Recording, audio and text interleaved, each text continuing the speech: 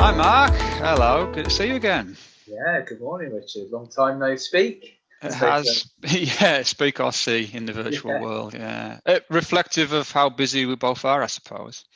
start of a new season and a events calendar that seems to be unfolding nicely, doesn't it, this year?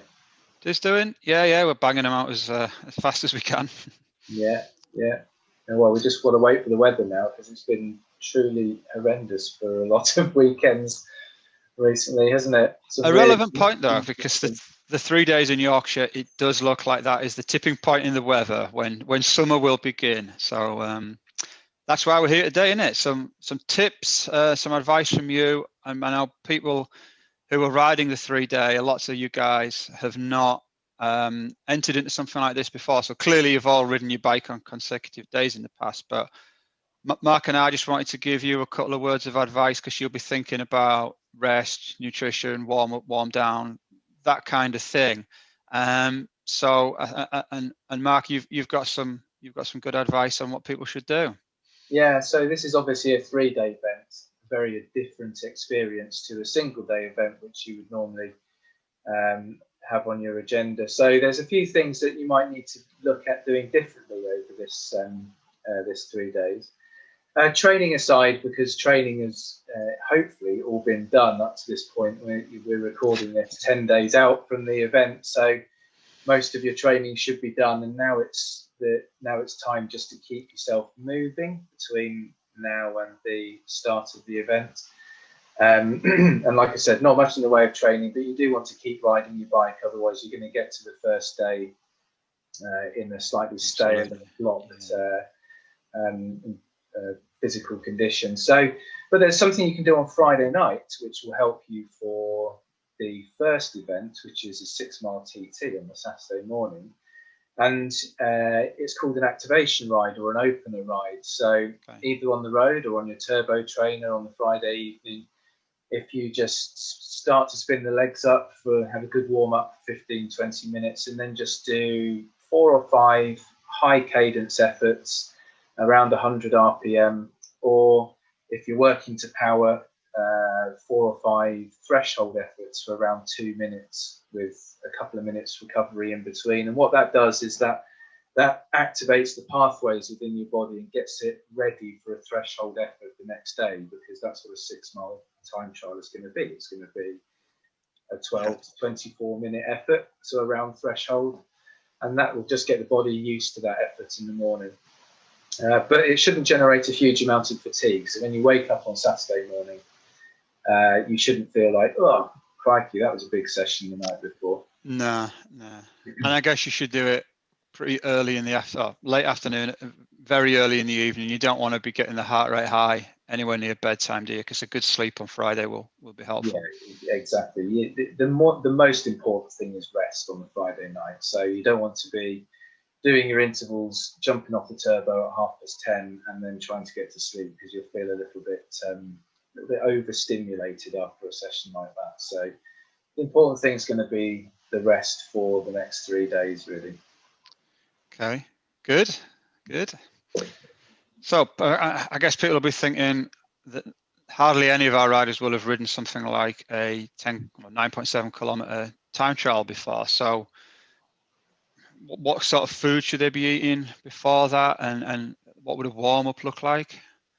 So you wake up on Saturday morning, and the important thing to remember is don't do anything different with your nutrition. Don't suddenly think like a pro on Saturday morning and eat something that you've seen on Instagram if you're not used to that type of food, because all you end up going to do is just cause some gut issues. So just wake up in the morning, have a decent breakfast, what you'd normally have, but not too close to the start of your event or your start time.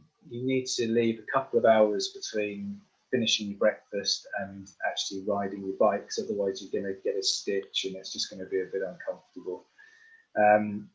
So this is a 9.7k 6 mile TT, as you say, 12 to 24 minutes long. It's going to be pretty much at threshold for most people, and so you're going to need to do a fairly decent warm up for this, for the guys and girls that are going to take it seriously, and even those that aren't. You're not going to want to just get straight on your bike and go and thrash out that, because you're just going to just going to be in a world of pain.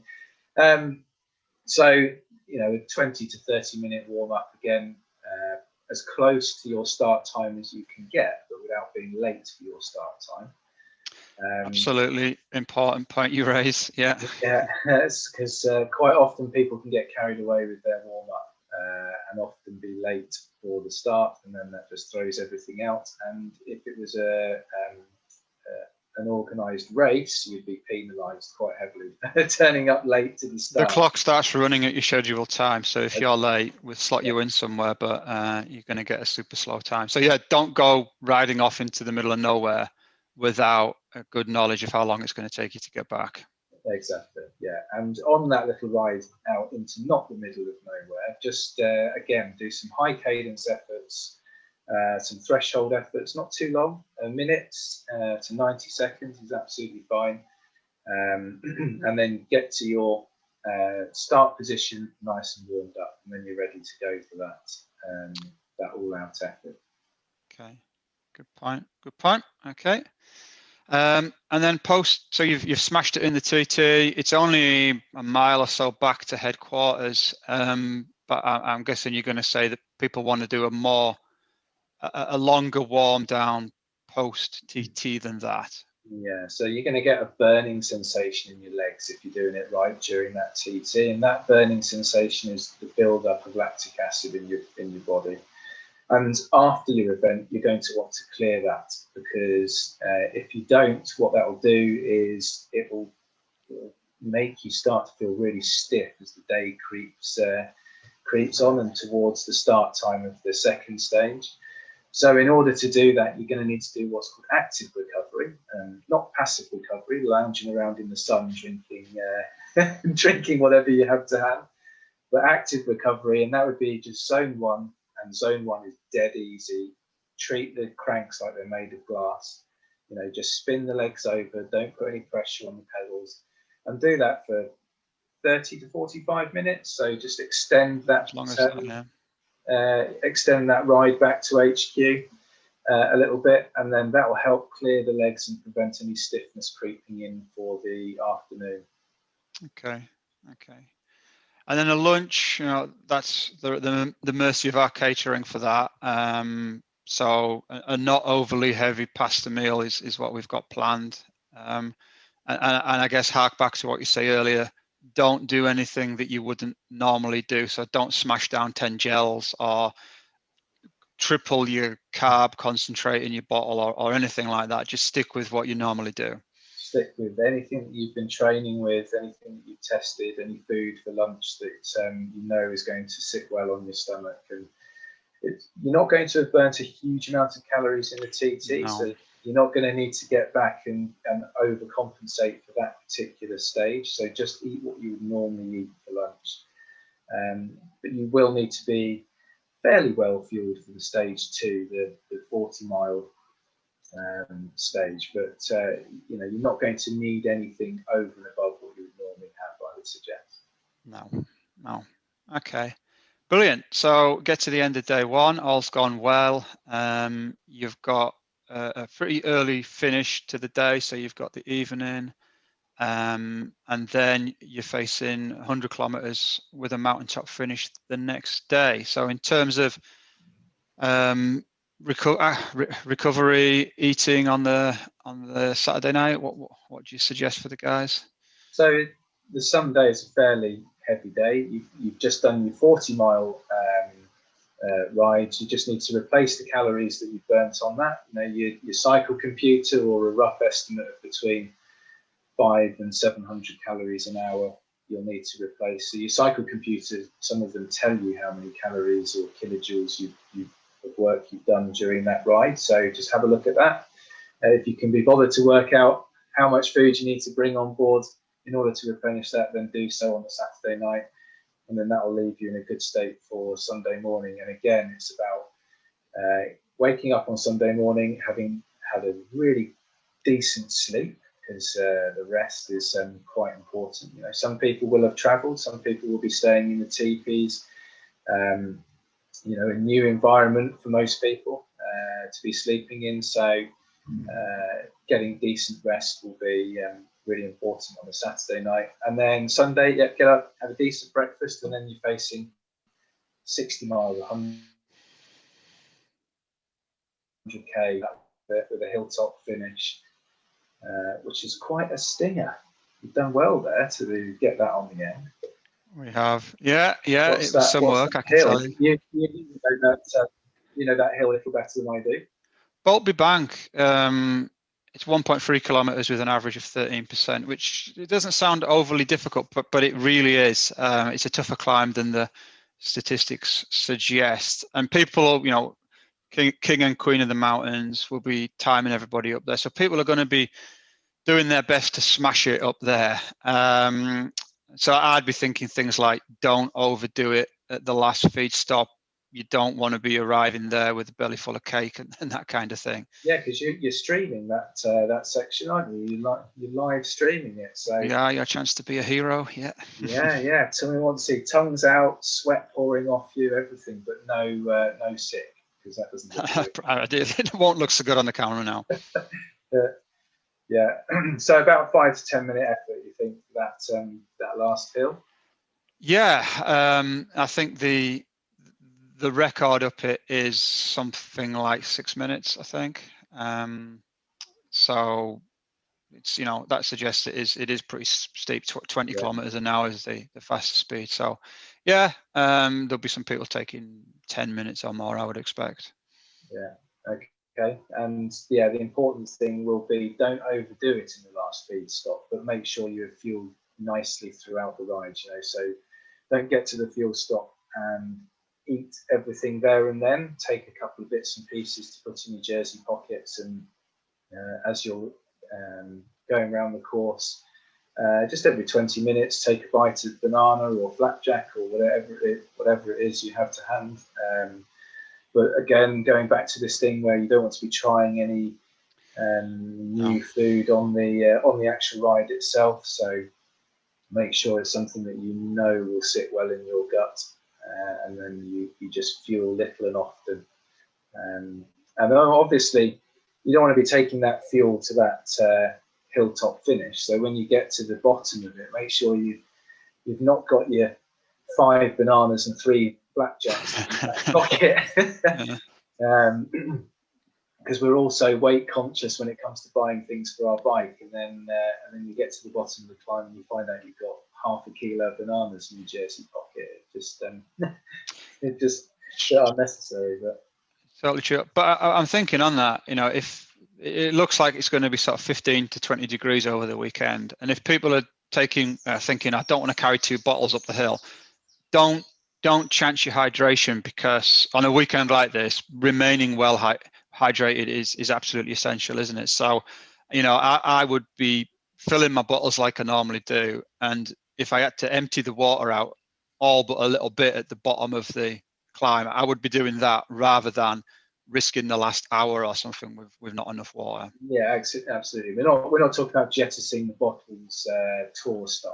Just no, we're not allowed to litter in this country. No, exactly. But if you do get to the bottom of the climb and you've got 2 750ml bottles of water still on your bike, just unscrew the cap and tip one out.